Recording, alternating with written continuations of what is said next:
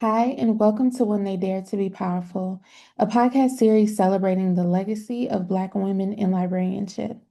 This series highlights the contributing authors and the extraordinary librarians featured in the book, The Legacy of Black Women in Librarianship, edited by Dr. Nicole A. Cooke. Together, these stories honor the brilliance, resilience, and leadership of Black women who have shaped and continue to shape our profession.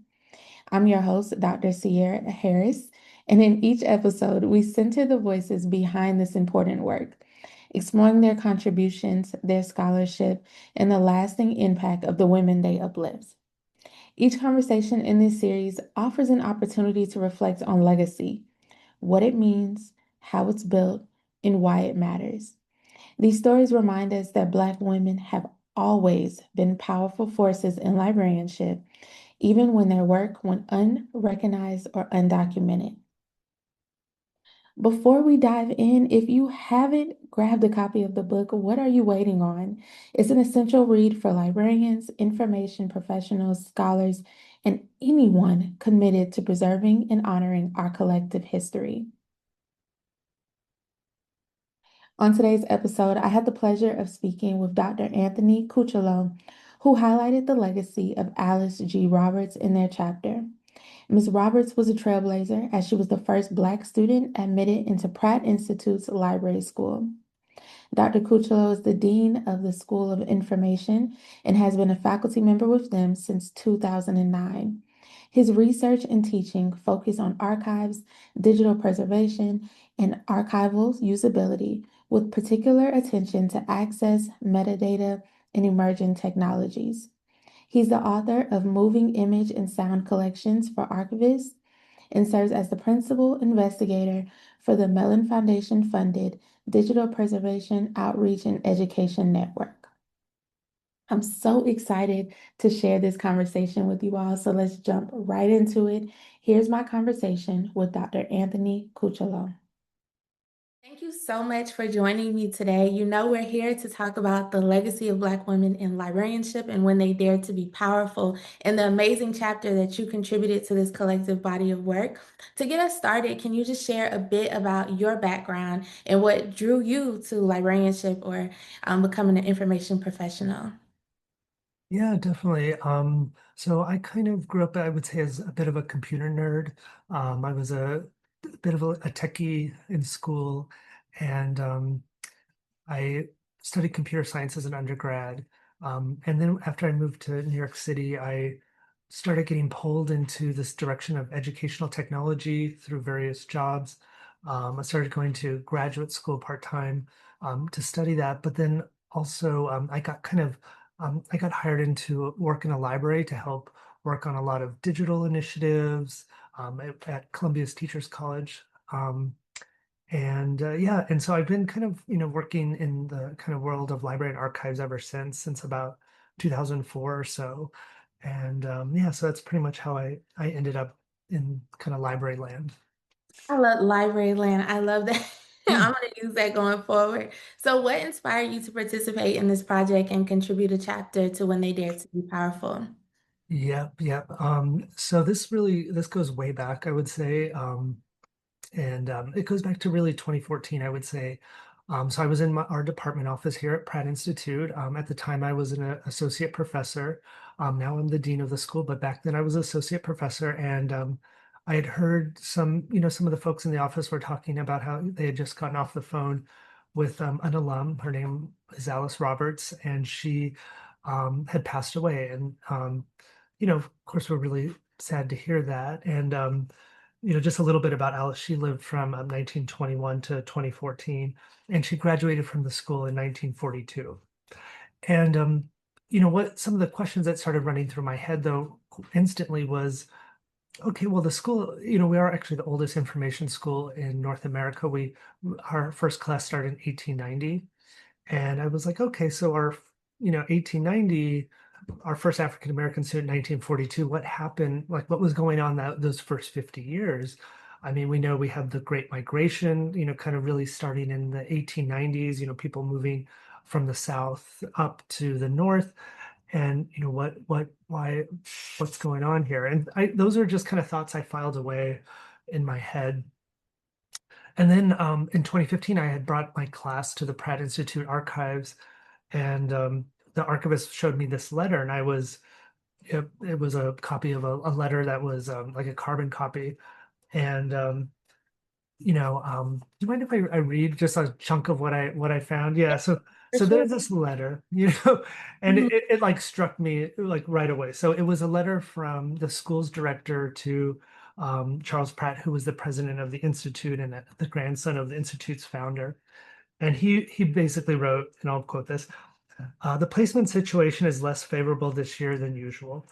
As a rule, all graduates are placed by September, but at present, 3 from the class of 35 are not. We are finding the racial question more acute, but we shall attempt to solve this by trying for a class which is representative of this country as a whole. An exception for the present will be Negro representation, which leads me to my next subject. The Hampton Institute Library School is now closed, and we are having more applications from Negroes than before. In a school as small as ours, we hesitate to bring possible student dissension into the student body. The question is not one we must answer at once, but sooner or later we shall have to ask the Institute for its opinion. So this was really kind of, I was like, whoa, this really started to explain a lot to me why we did not, Alice really was our first graduate, because in effect, the school was not admitting African American people. And pretty much what the article goes on to talk quite a bit about is that, in fact, no, really very few library schools in the northern part of the country were in fact admitting African American students. The American Library Association and the Northern Library Schools were kind of working together to provide education at the Hampton Institute in Virginia.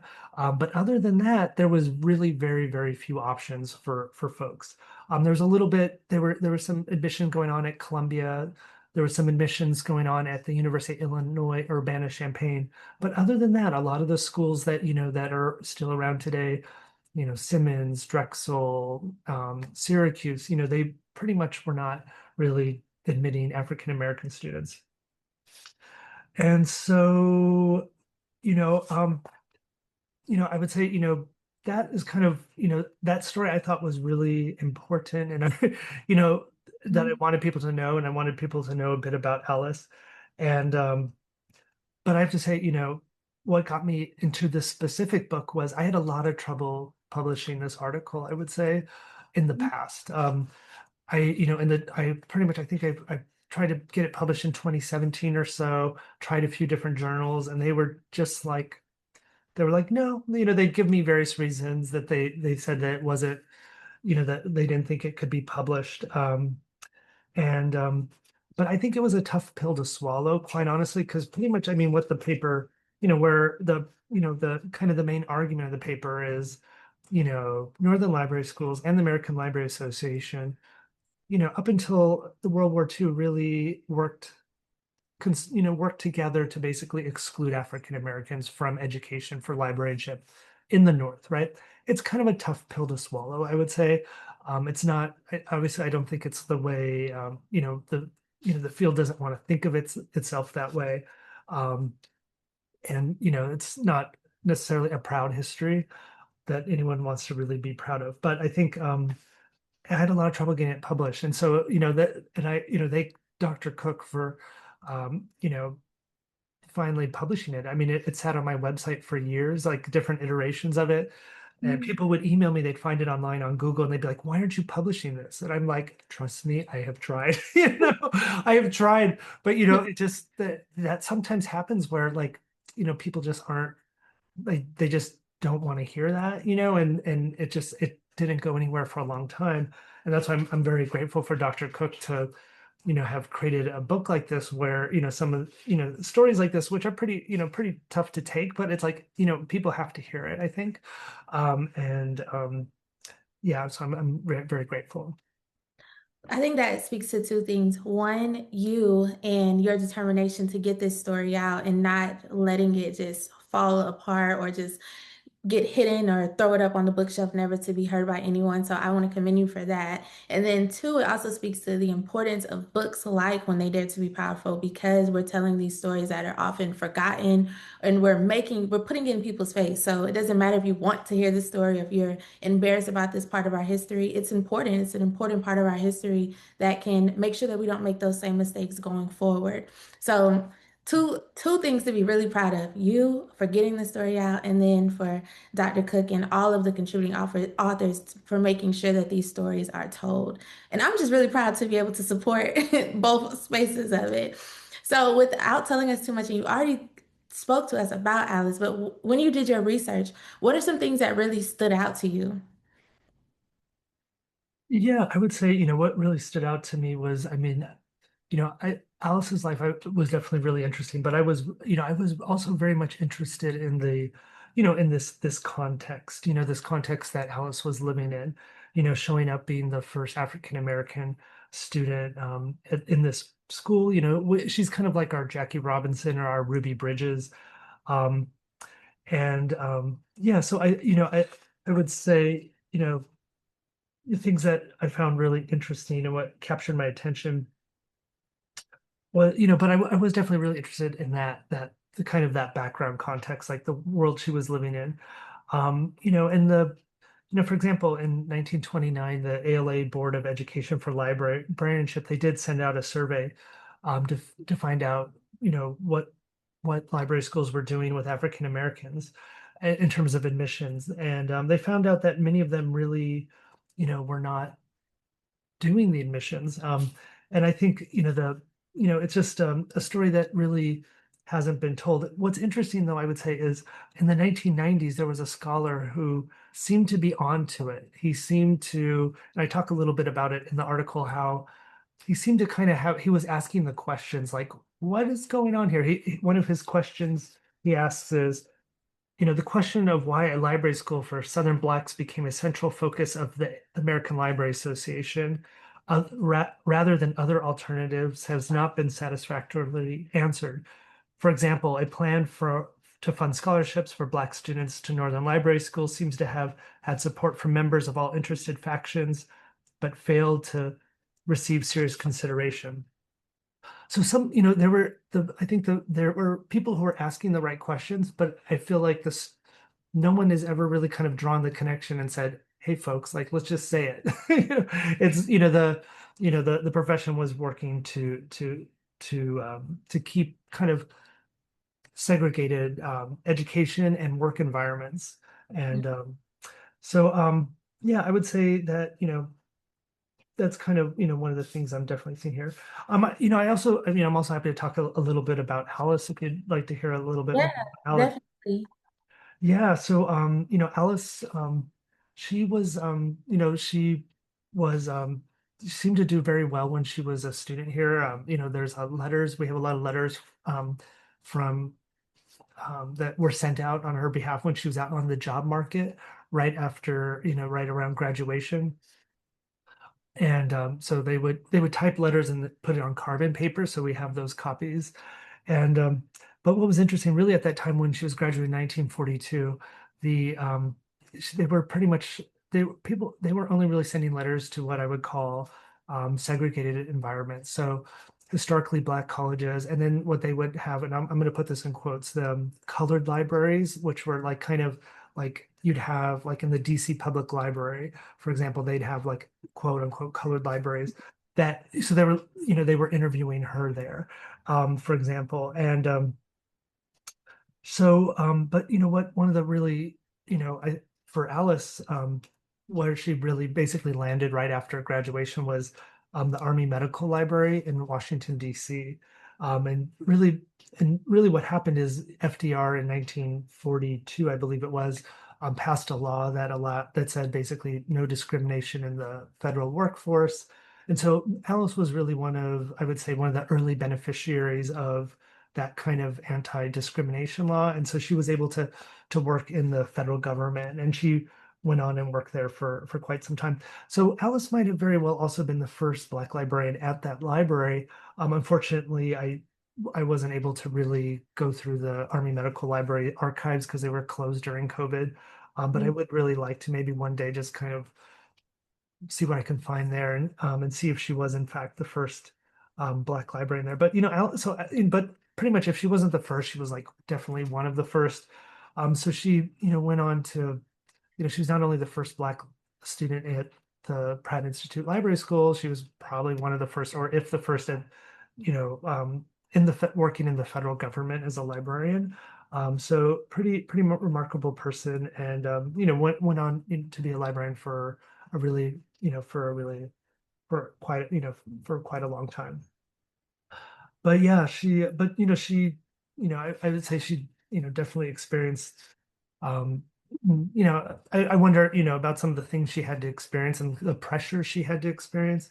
So for example, when she was being interviewed to come to Pratt, she couldn't come all the way to New York, so they had a librarian at the DC Public Library interview her to give Pratt their recommendation on her.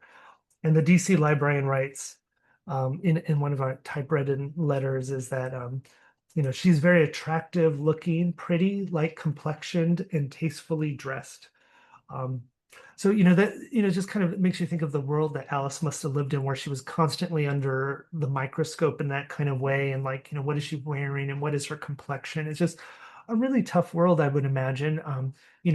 From all accounts, she excelled through it, but I imagine internally it was probably a pretty pretty challenging environment to to have lived through. So, what are some ways that you think her legacy influences the profession today?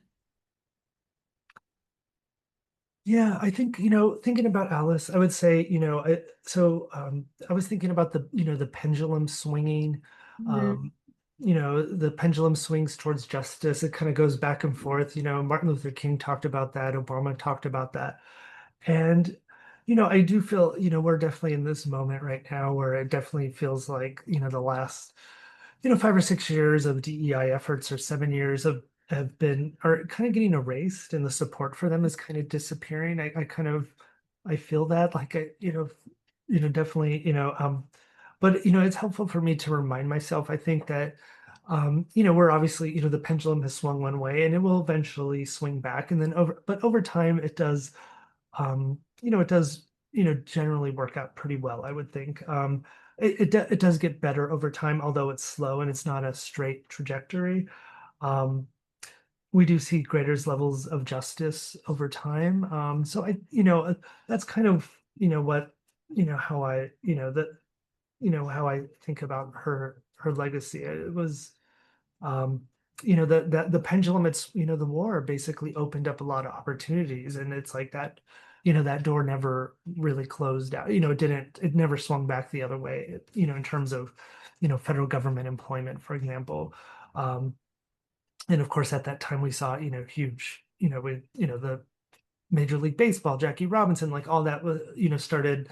You had those integrations happen. So um but yeah, I think it's a it's a great legacy, I would say. And I agree. I definitely agree. So, writing this story and fighting to get this story told, did it deepen your sense of place or purpose within the field?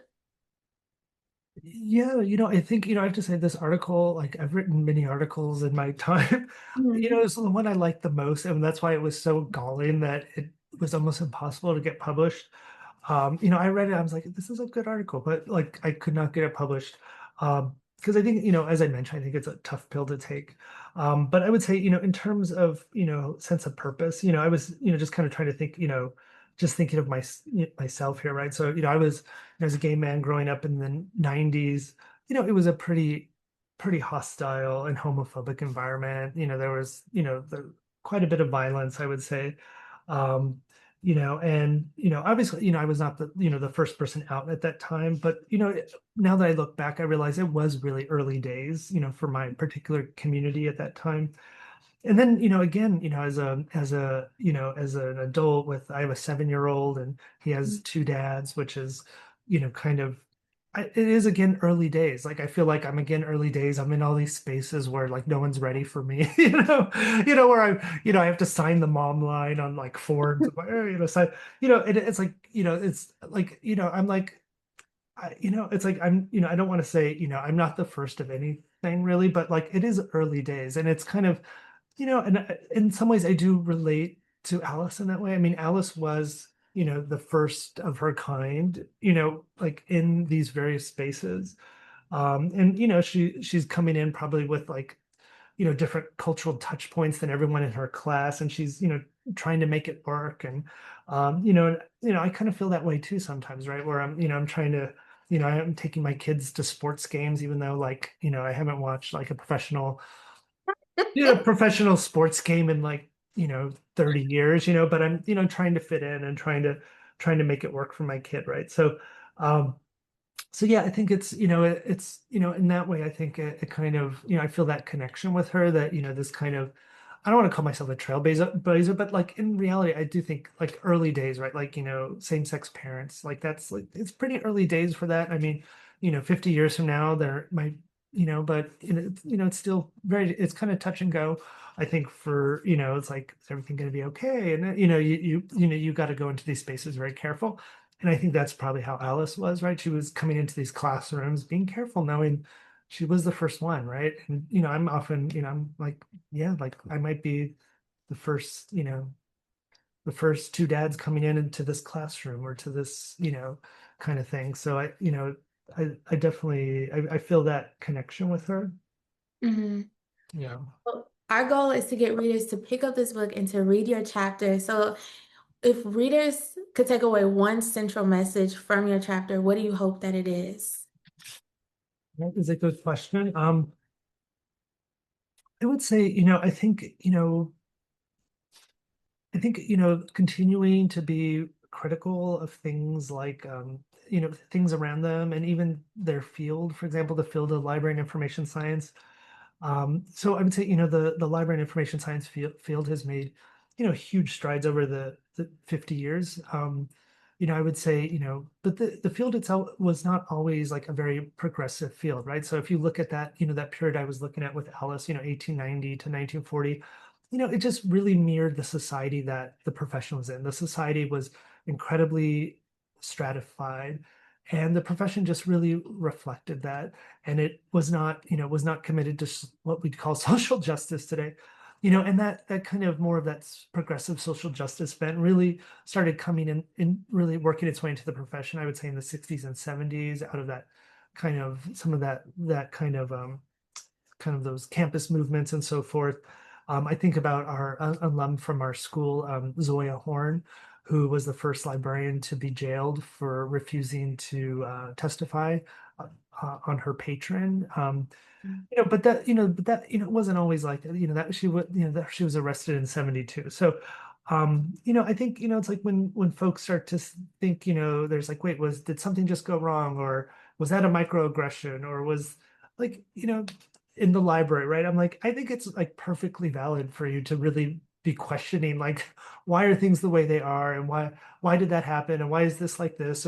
Because, it's actually, it's not, if you kind of go far enough back, it was not like this, kumbaya progressive, everyone's welcome and included environment. It was pretty exclusive. And, those things don't just like go away overnight. So I think continuing to be critical and thoughtful and, asking the question, like looking deeper, looking deeper, it's like, you get like, oh, like now, it's things start to you're like, oh, now I understand why that is the way it is. And it does, I think it could kind of help, help just you know know what's going on, and understand where things are coming from. Yeah. I love that. So looking ahead, I think you've kind of spoke to this, but looking ahead, what are your hopes for the future of our profession, especially for Black women, but really all emerging professionals entering our field right now? Yeah, I would say, especially for, I do hope that we can, get back to working on diversity, to work, create a more diverse profession, work in a more equitable profession, work in a more inclusive profession. The environment right now is, I would say, hostile to it. I mean, it's pretty rough out there. I would, for example, just thinking about, say, for library schools, for example, the ALA had to pretty much allow library schools to they can kind of not have to address the DEI objectives in the ALA has set out for in order to be compliant with whatever the federal and state laws are requiring.